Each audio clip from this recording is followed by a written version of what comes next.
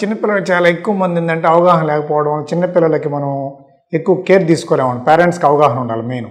ఈ చిన్నపిల్లలు ఏమంటే నోటి శుభ్రతపై బిడ్డ పుట్టినప్పటి నుంచి అనమాట వాళ్ళకి నోరు అనేది శుభ్రపరచాలి. ఒకసారి పిల్లలు పాలు తాగిన వెంటనే మన దగ్గరలో మన ఇంట్లో ఉన్నటువంటి కాటన్తో కానీ లేదా ఆ గుడ్డతో కానీ ఆ నోట్లో ఉన్నంతా కూడా క్లీన్ చేసినట్లయితే మనం నోరు శుభ్రపరచుకోవాలి.